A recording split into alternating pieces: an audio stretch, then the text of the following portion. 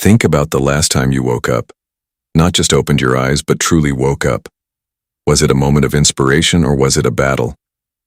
If you are anything like the version of me from a few years back, it probably looked a little like this. Your alarm goes off. It breaks a perfectly good dream. Your immediate, almost visceral reaction isn't gratitude. It's resistance. You hit snooze. Once, twice, maybe 3 times. You lie there, bargaining with the clock, delaying the inevitable reality of the day ahead. And when you finally drag your feet out of bed, you're already running late. You rush through a hot shower, chug a lukewarm coffee, speed through traffic, or scramble to open your laptop, and spend the rest of the day playing catch-up. You are reacting to life, not directing it. But let me ask you a deeper question, one that changed everything for me. What if the way you spend your very first hour of the day is acting as a ceiling on your entire life's potential? What if hitting the snooze button is actually a subtle subconscious statement to the universe that you are hitting the snooze button on your dreams? Today, we are diving deep into a book that completely reimagined what the morning looks like for millions of people around the globe. The Miracle Morning by Hal Elrod. The core thesis of this book is beautifully simple, but wildly disruptive.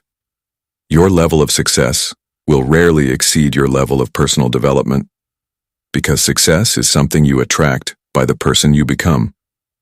And there is no better, more potent time to build that person than the quiet, uninterrupted window before the rest of the world wakes up. Hal calls this the not-so-obvious secret to transforming your life before 8 a.m. If you are tired of feeling overwhelmed, tired of living a life that feels like a loop of endless tasks, and ready to unlock a version of yourself you've only caught glimpses of, you are in the right place. Before we unlock the exact 6-step morning routine that makes up the core of this system, take a second to hit that subscribe button, turn on notifications, and give this video a like. By doing that, you aren't just helping this channel, you are mentally committing to your own growth journey and joining a community of people who refuse to settle for mediocrity. Now let's go back to where this all started. To understand the power of a miracle morning, we have to understand the nightmare that birthed it. To understand why this routine works, you need to know that Hal Elrod didn't write this book from an ivory tower of perfect health and effortless success. He wrote it from the absolute rock bottom of human experience. Twice. Imagine being 20 years old. You're at the top of your game, a top-performing sales rep for a major company, a motivational speaker in the making, completely in love with life. One night, driving home from a conference, your world changes in a fraction of a second. A drunk driver in a massive SUV hits your small car head-on at 70 miles per hour. The impact is catastrophic. Hal's car is crushed, and he is clinically dead for 6 minutes. When the paramedics finally cut his body out of the wreckage and revive him, he wakes up from a 6-day coma to a nightmare. He has 11 fractured bones, permanent brain damage, and the doctors look him in the eye and tell him the words no young person should ever hear: "You will never walk again." Think about that for a moment. Put yourself in his place. Your entire future, stripped away in an instant. But Hal did something extraordinary. He refused to play the victim. He accepted his reality so completely that he chose to focus only on what he could control: his mindset. He told his doctors that if he was going to be in a wheelchair for the rest of his life, he was going to be the happiest, most grateful person in a wheelchair they'd ever seen. Against all medical odds, through sheer mental conditioning and relentless effort, Hal didn't just walk again, he ran a 50-mile ultramarathon. But then, years later, the second wave hit.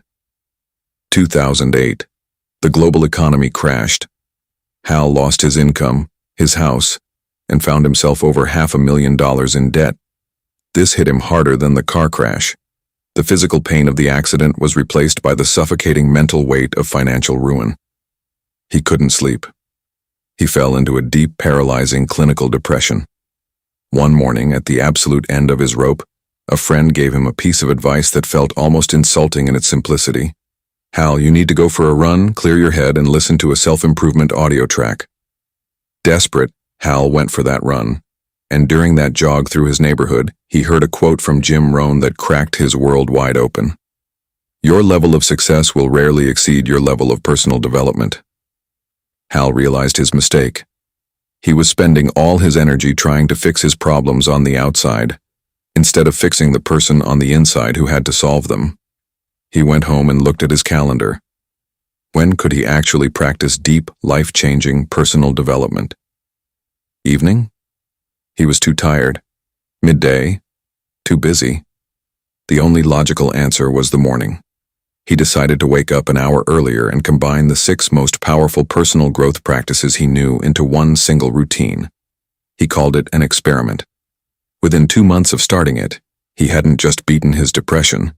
He had doubled his income and completely turned his business around. It felt like a miracle. That is where the miracle morning was born. It wasn't created in a lab. It was forged in the fire of human suffering. Before we look at the specific steps of the routine, we have to look at a harsh statistic that Hal presents in the book. It's a reality check that should make all of us uncomfortable. According to the Social Security Administration, if you take 100 people at the start of their careers and follow them for 40 years until they reach retirement age, here is what you find. 1 will be wealthy, 4 will be financially secure, 5 will still have to work, 36 will be dead, and 54 will be broke and dependent on friends, family, or the government to survive. That means 95% of society settles for a life far below their true potential. They live with financial stress, health issues, unfulfilling relationships, and a quiet sense of regret. Hal asks a critical question. How do we avoid becoming part of that 95%? To escape the gravity of mediocrity, you have to understand the root causes of why people slide into it. The primary culprit is something called the rearview mirror syndrome, or RMS. Our subconscious minds are equipped with a self-limiting rearview mirror. We constantly look back at our past failures, our past heartbreaks, and our past limitations, and we mistakenly believe that who we were dictates who we can be. I see this all the time with people who want to start a business or change their lifestyle. They say things like, well, I've never been good with money, or I've never been a morning person. They are viewing their entire future through the lens of a flawed past. The miracle morning is designed to break that mirror and force you to look through the wide-open windshield of the present moment. The second cause is a lack of purpose. If you don't have a compelling reason to wake up in the morning, a clear, vivid why that pulls you out of bed, then the snooze button wins every single time. If your only reason for waking up is that you have to go to a job to pay bills you wish you didn't have, then your morning is an obligation, not an opportunity. To join the 5%, you have to draw a line in the sand today. You have to decide that today is the day you stop letting your past dictate your future and start designing a life of intent. And that design begins the moment your eyes open. This brings us to the core engine of the book, the life S.A.V.E.R.S. These are 6 ancient, proven practices of personal development, brought together into a single morning hour. Hal recommends allocating roughly 10 minutes to each, though you can customize it to fit your schedule. Let's start with the first letter, S for silence. How do you usually start your morning? If you're like most people, within 60 seconds of waking up, you pick up your phone, you check emails, read stressful news headlines, scroll through social media feeds, and immediately flood your brain with cortisol and other people's agendas. You begin your day in a state of high alert, anxiety, and mental noise. Hal argues that the first 10 minutes of your morning should be dedicated to purposeful, structured silence. This isn't just sitting there overthinking. It's a deliberate practice to calm your nervous system and center your mind. You can choose from a few different paths here: meditation, prayer, reflection, deep breathing, or simple gratitude. If you've never tried this, it can feel incredibly awkward at first. I remember the first time I sat down to do this. I sat on my couch, closed my eyes, and tried to focus on my breath. Within 5 seconds, my brain was screaming at me, "You're wasting time. You have emails to answer. Did you turn off the oven last night? What are you doing?" That is completely normal. Our minds are like wild monkeys jumping from branch to branch. But when you commit to just 10 minutes of sitting in silence, focusing entirely on the rise and fall of your chest, something incredible happens over time. The mental fog lifts. The baseline anxiety that you carry through the day starts to evaporate. You build a buffer between the stimulus of the world and your emotional response. You begin your day from a place of peace, rather than a place of panic. The second step is A for affirmations. Now let's address the elephant in the room. A lot of people hear the word affirmations and immediately think of cheesy, new age self-help where you stand in front of a mirror telling yourself, "I am a millionaire, I am beautiful, the universe loves me," while your brain is secretly whispering, "No, you're not. No, you're not. Stop lying to yourself." Hal Elrod strips away the fluff and looks at affirmations through a highly practical, psychological lens. Your brain is essentially a biological computer, and it is constantly running programs based on your self-talk. If you tell yourself all day that you are tired, bad at public speaking, or bad with money, your subconscious mind accepts that as a command and goes to work to make it your reality. To create affirmations that actually work, Hal gives us a 3-step formula that completely changes the game. What do you really want? Clearly define your goals in a specific area of life, whether that's health, wealth, or relationships. Why do you want it? Connect the goal to your deepest emotional values. Why does this matter to you? Who are you committed to being and what are you committed to doing to achieve it? This is the missing link in most self-help systems. You cannot just affirm a result. You must affirm the process. Instead of saying, "I am rich," an effective affirmation sounds like this. "I am committed to building financial freedom because my family deserves security. And to do that, I will dedicate 2 hours every evening to building my side business and track every dollar I spend." When you read these statements to yourself every morning with genuine emotion, you start rewriting your subconscious programming. You shift your focus from your limitations to your commitments. Next up is V for visualization. This is a tool used by almost every elite athlete, performer, and CEO on Earth. Tiger Woods visualized every single golf swing before he took it. Jim Carrey famously wrote himself a check for $10 million for acting services rendered when he was broke, kept it in his wallet, and visualized reading it every day until it became his reality. Visualization means using your imagination to create vivid mental images of exactly what you want to achieve, and more importantly, exactly how it will feel to execute the steps to get there. Most people actually use visualization in reverse every single day without realizing it. They worry. Worrying is simply the act of vividly imagining exactly what you don't want to happen. You visualize failing the exam, losing your job, or stuttering during a presentation. During your miracle morning, spend 10 minutes doing the exact opposite. Close your eyes and see yourself succeeding. See yourself sitting at your desk, focused and productive without getting distracted by your phone. Visualize yourself having that difficult conversation with your boss or partner with absolute confidence, clarity, and kindness. When you visualize the process of doing the hard thing successfully, your brain builds neural pathways that make it significantly easier to actually perform those actions when the time comes. You are pre-programming your mind for success. The 4th step is E for exercise. Before you start worrying that you don't have time to hit the gym for an hour at 6 a.m., take a breath. Hal isn't suggesting a grueling, high-intensity workout inside this specific hour. The goal here is simple. Get your heart rate up, get blood flowing to your brain, and wake your body up completely. Even just 10 minutes of physical movement in the morning changes your chemistry for the entire day. When you exercise, your brain releases a wave of endorphins, dopamine, and serotonin. It boosts your energy levels, sharpens your cognitive function, and eliminates that lingering morning fatigue that makes you want to crawl back into bed. This can be incredibly simple. You can do 10 minutes of yoga or deep stretching to open up your muscles. You can do a quick circuit of body weight exercises, jumping jacks, push-ups, and squats. Or you can simply step outside and go for a brisk walk around the block. Let me share a quick example. A friend of mine was struggling with massive afternoon energy crashes. He'd get to 2 p.m. and feel completely wiped out, relying on energy drinks just to survive the workday. I asked him what his mornings looked like, and he admitted he rolled straight from his bed to his office chair. I challenged him to do just 7 minutes of body weight movement every single morning as part of his routine. Within a week, he told me his afternoon slumps were entirely gone. Movement creates energy. If you wait until you feel like you have energy to exercise, you'll be waiting forever. You have to move your body to generate the energy you want. The fifth step is R for reading. This is the fastest lane to personal development. Hal points out an incredible truth.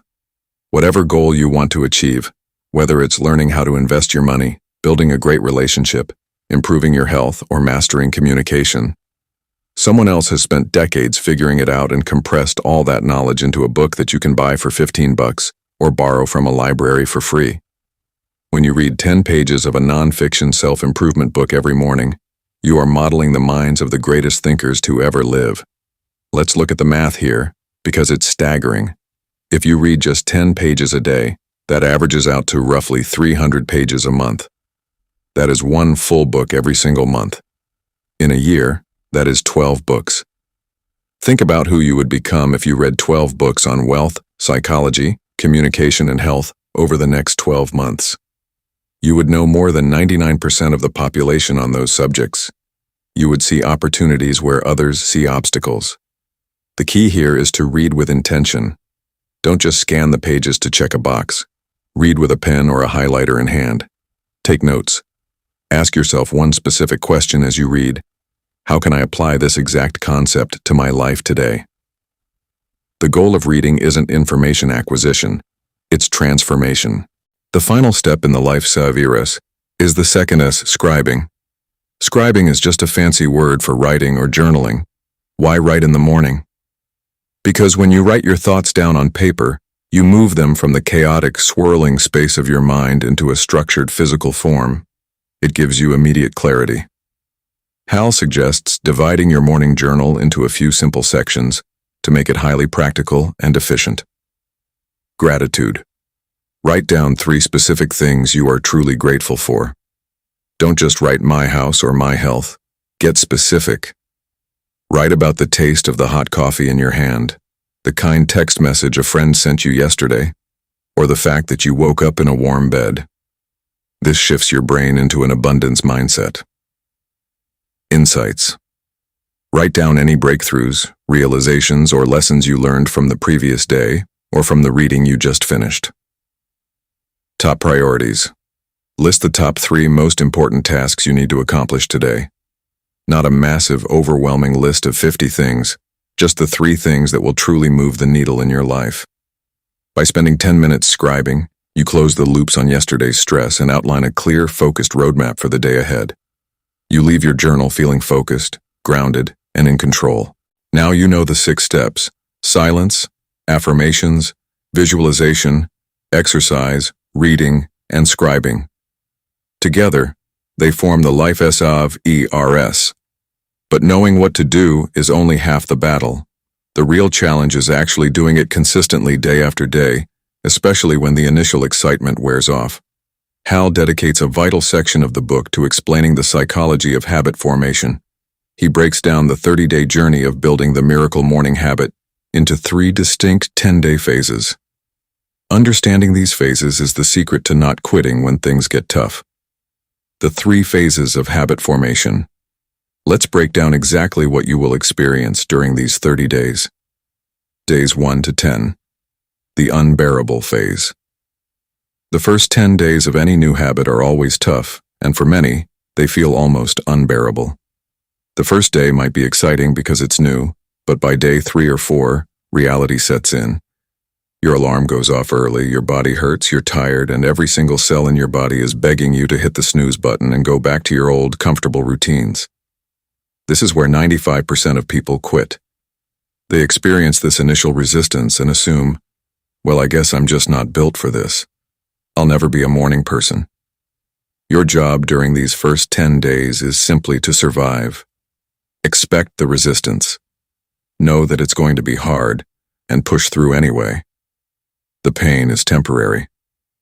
Days 11 to 20. The uncomfortable phase. Once you pass day 10, you enter the second phase, which is uncomfortable. The temptation to quit isn't as fierce as it was in the beginning, but waking up early still requires a lot of discipline. Your body is starting to adapt, but your mind is still fighting the change. The biggest trap in this phase is the temptation to take a day off. You tell yourself, I did great for 10 days straight, I can sleep in today. Don't do it. This is the phase where you are actively building the new neural pathways. Consistency here is critical. Days 21 to 30. The unstoppable phase. Finally, you cross into the third phase, days 21 to 30. This is where the magic really happens. This is the unstoppable phase. This is where the routine transitions from something you have to do into something that is simply a part of who you are. It becomes integrated into your identity. You no longer look at the morning with dread. You start to look forward to it. You begin to crave the quiet silence, the inspiring readings, and the mental clarity it provides. You stop forcing the habit, and the habit starts carrying you. If you can stay committed for just 30 days, if you can survive the unbearable and navigate the uncomfortable, you will emerge on the other side with a brand new operating system for your life. At its core, the miracle morning isn't about trying to show off how early you can wake up. It's not about bragging rights on social media. It is about an intentional choice. It's about deciding that you care enough about your potential, your dreams, and your future to dedicate the very best part of your day to building them. When you change the way you wake up, you change your mindset for the day. When you change your day, you change your habits. And when you change your habits, you ultimately change your life. You don't have to live a life of reaction, stress, and unfulfilled potential. You have the power to step out of the 95% and join the 5% who wake up every day with a deep sense of purpose, passion, and intent. Imagine what your life could look like 12 months from now if you committed to this routine starting tomorrow morning. Imagine the books you'll read, the clarity you'll gain, the physical energy you'll build, and the goals you'll achieve. The opportunity is right there, waiting for you at the dawn of every single day.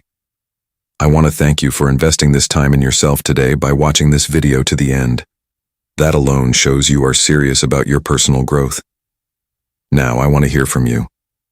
Which letter of the life S.A.V.E.R.S do you need the most in your life right now? Is it the silence, the reading, or maybe the affirmations? Drop a comment below and let me know your biggest takeaway. Don't forget to share this video with a friend who needs a wake-up call of their own, and hit that subscribe button to join us for more deep dives into the books and ideas that can change your life. The alarm is set. Your miracle morning is waiting. We'll see you in the next video.